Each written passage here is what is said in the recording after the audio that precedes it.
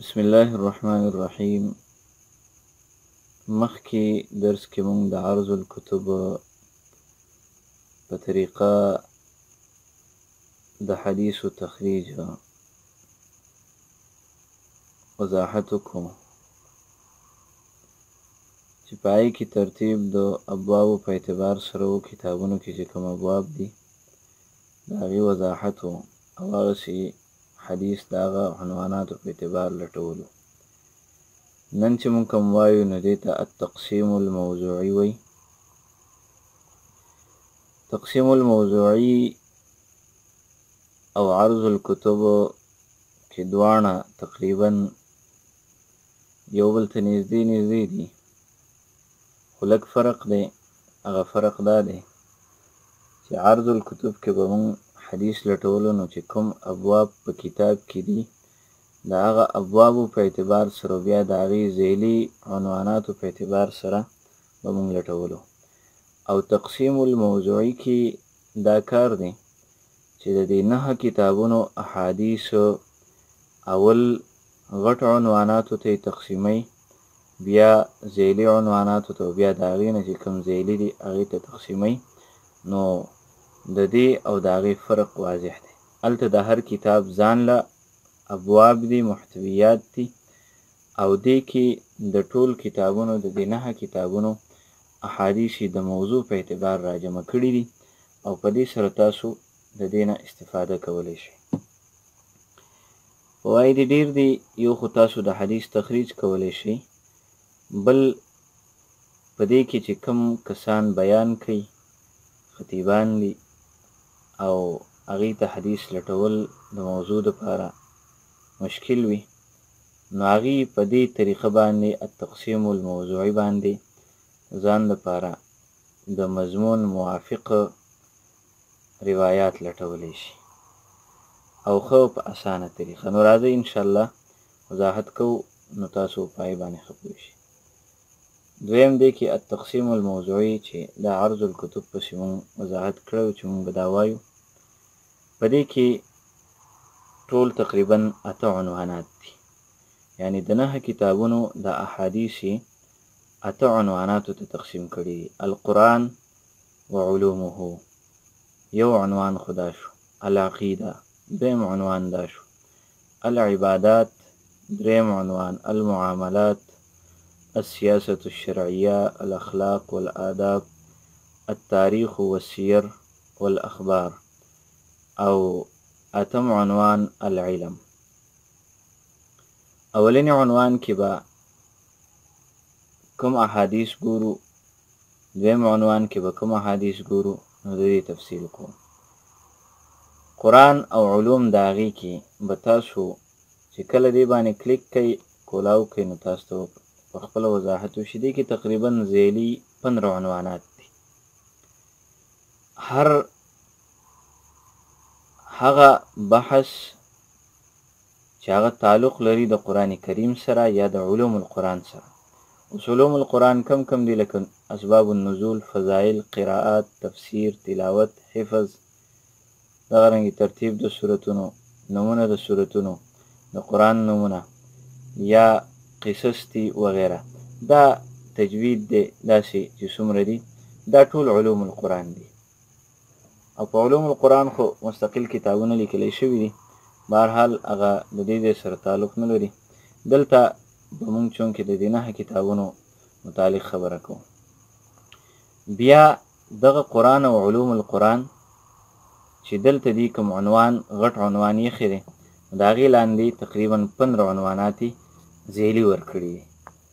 بیا د هغه هر یو عنوان لاندې، ذیلي عنوان لاندې نور عنوانات لکه نزول القرآن تاسو کولاو کوئ نو په نزول القرآن کې مدت د نزول شو، وقت د نزول شو، اوایل د قرآن کریم نه اول کوم نازل شوی، اخر کوم نازل شوی، دغه رنګې مکه او مدینه کې کوم نزول شوی دی د هغې وضاحت،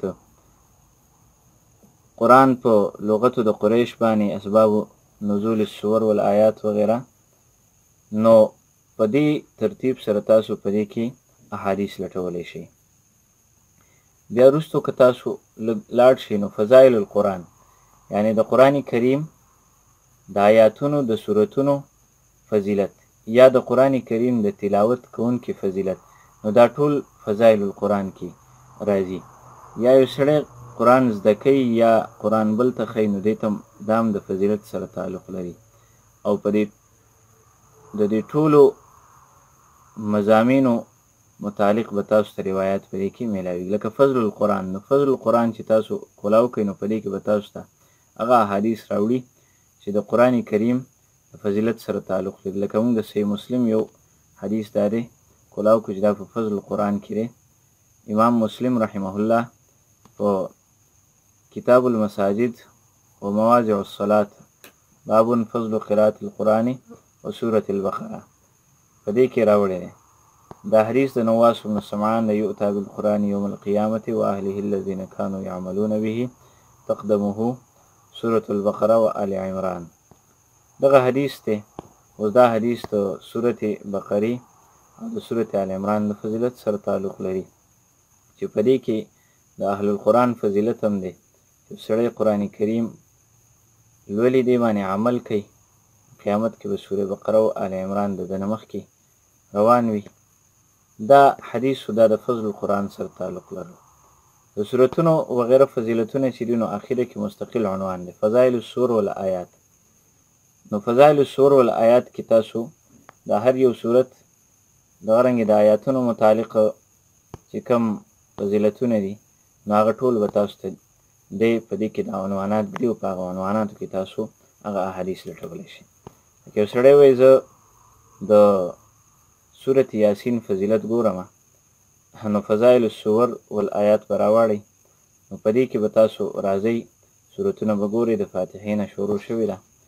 او فضل سورة یاسین، د سورة یاسین فضیلت. نو د سورة یاسین فضیلت کې چې په دې 9 کتابونو کې کم روایات دي، هغه ټول به تاسو ته دی په دې کې راوړي. دا تقریبا 10 احادیث راوړي دي. دلته د احادیثو تعداد هم ښیي. اول حدیث د ترمذي راوړی، ان لكل شیء قلبا، د هر یو شي زړه دی، او زړه د قرآن یاسین دی. چا چې دا ولوستلو، الله به ولیکي د لره په لوستلو د دې باندې لوستل د قرآن لزله، یعنی یو ځل سورة یاسین ولوستلو، نو گویا کې د 10 قرآنونه ولوستل. هغه ځان له یو خبره ده چې دا حدیث غیر ثابت دی، او په دې باندې محدثینو کلام کړی دی. د یاسین په فضیلت کې قوي روایات سندن صحیح او حسن یو روایت هم ثابت نه دی. نو په دې کې تاسو د موضوع په اعتبار سره حدیثو خو په اسانه لټولی شي. دا فضایل السور کې شو. د قرآن یادول، د قرآن تعلیم، او لکه تعلیم القرآن تاسو ګورئ، نو په دې کې به اول د بخاري حدیث دی، خیرکم من تعلم القرآن وعلمه، د عثمان رضی الله عنه. نو دا تعلیم سره او تعلم دواړو سره تعلق لري. نو ذیلی عنوان لاندې دا راوړي دي، لکه تعلم القرآن، نو پای کې خیرکم من تعلم القرآن هم راوړي دي. یو حدیث ته خو 2 عنواناتو لاندې راوړي. او دغه رنګې په تعلیم القرآن کې که وختي مې راوړلو، نو اول دغه حدیث هم پکې ذکر کړی دی. دا خو د قرآن او علوم القرآن چې کوم مضامینو د هغې وضاحتو. بیا دویم مضمون د عقیدې دی، چې په عقیده کې د تقریبا 6 ذیلی عنوانات نور ذکر کړي دي، ایمان او اسلام، او هغه کارونه چې د عقیدې خلاف دي، هغه اقوال چې د عقیدې خلاف دي، ولا او برا، او دغسې فرق او جماعت. یعنی په باب د ایمان کې چې کوم فرقې وغیره دي، د هغې وضاحت. نو که تاسو دا فرقې راواړوئ، نو خوارج او مرجیه او رافضه او جهمیه او فرقة الناجیه، دغه رنګ افتراق الامم چې امت به ډلې شي، هغه افتراق الامم ذکر کوي. لکه سنن ابي داود حدیث ته، افترقت اليهود على 71 فرقة وتفرقت النصارى على 61 وغیره. دا حدیث ته لاندې ذکر کړی دی سنن ابي داود کې. نو دا فرقې سره تعلق لري، او دا په باب د عقیدې کې به تاسو ته راځي، فرق او جماعات. د عقیدې په باب کې یو خبر یاد وساتئ، یو د متکلمینو اصطلاح ده، او یو د محدثینو. متکلمین دې لپاره څه شرایط وغیره دي، نو دلته به تاسو هغه شرایطو ته نه ګورئ چې متکلمینو کوم شرایط ویلي دي، په مضمون د عقیدې کې باغ قسم روایتي نه، نفسي مسله د عقیدې چې په کوم روایت کې ذکر وي او د عقیدې سره تعلق لري نو به تاسو ته په دې عنوان کې ملاویږي. دریم عنوان عبادات دي. عباداتو کې طهارت دی، مونځ دی، زکات دی، صدقه ده، روژه ده، حج او عمره، دعا او اذکار، قسمونه او نذرونه. دا د عبادت چې غټ عنوان دی د هغې لاندې تقریبا 7 ذیلي عنوانات دي او بیا د دې هر یو عنوان لاندې نور عنوانات ذکر کړي دي چې هغې سره تاسو لټولی شئ، لکه قضاء الحاجت، وضو، غسل، تیمم وغیره.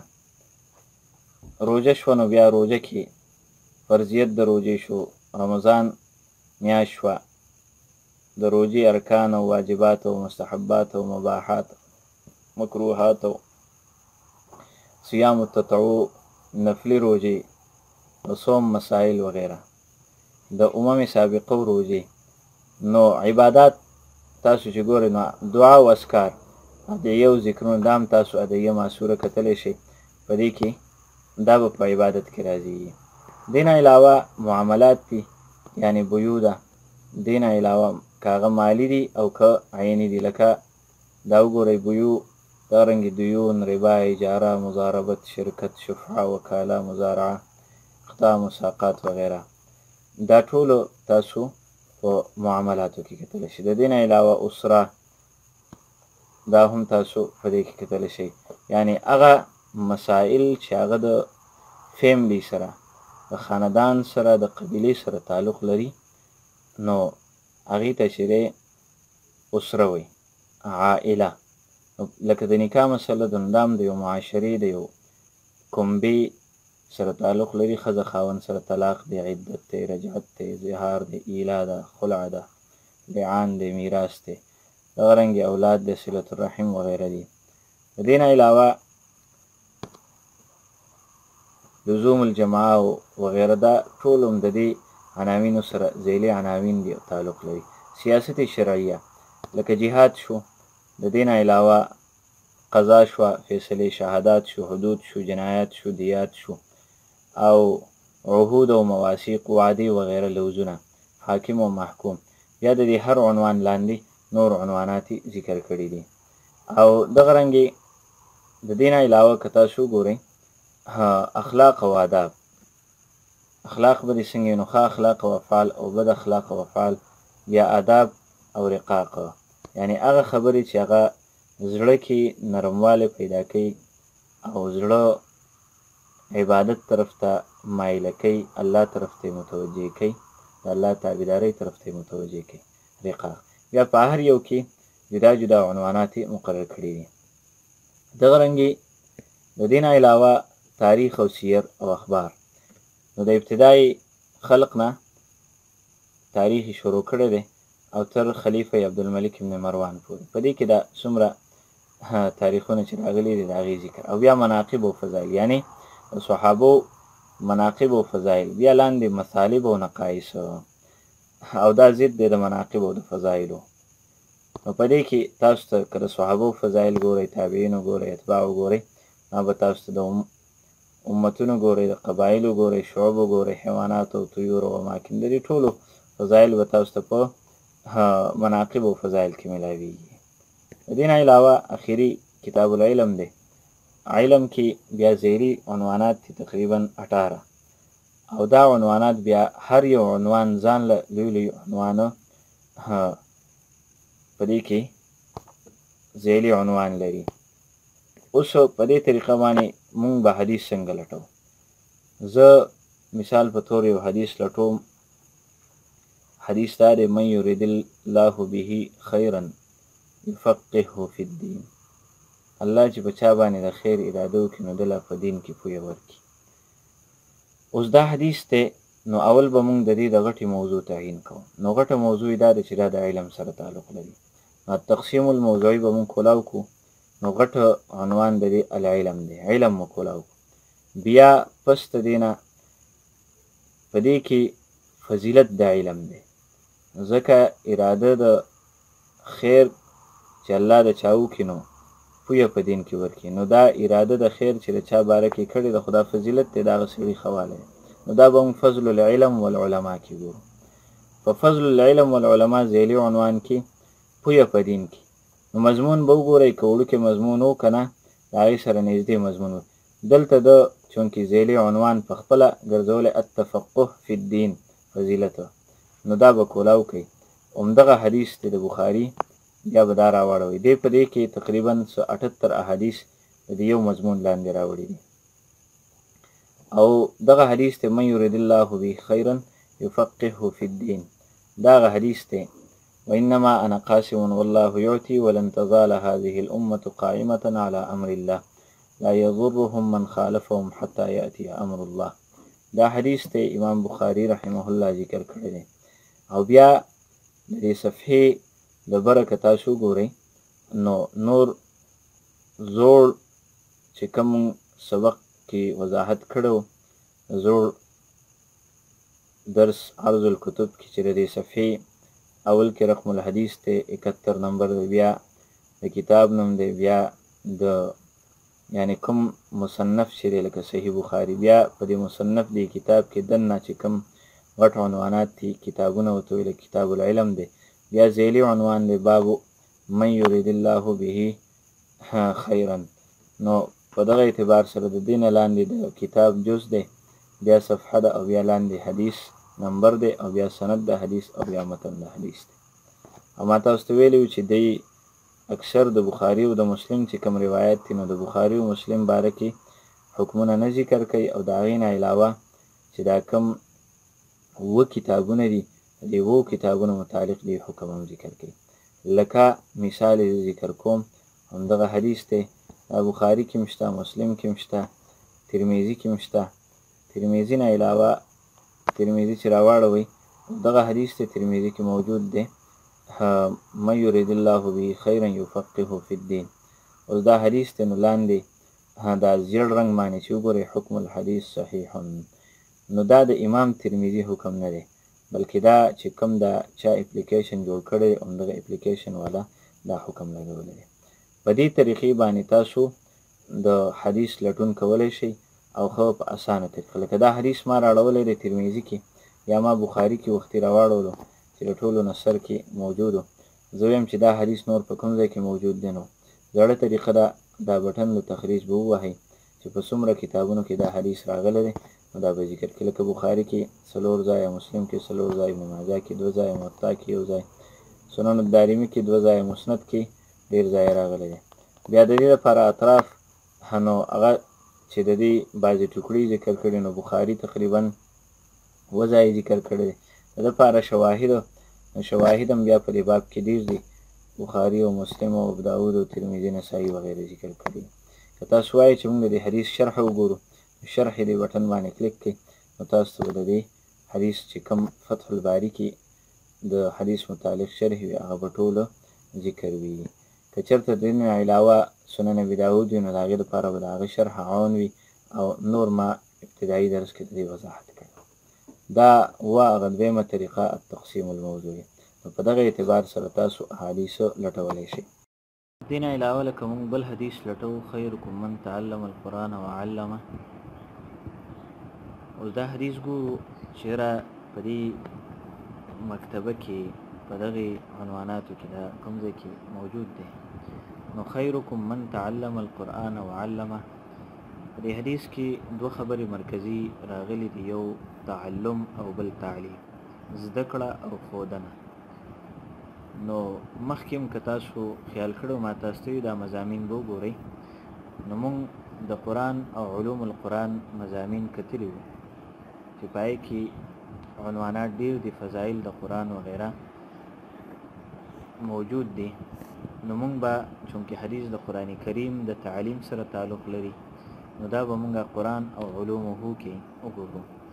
بیا چونکې دا د فضیلت سره فضایل القرآن سره تعلق لري ځکه دا د قرآن د وجې نه دا غوروالی ملاویږي نو فضایل القرآن عنوان به راواړوئ.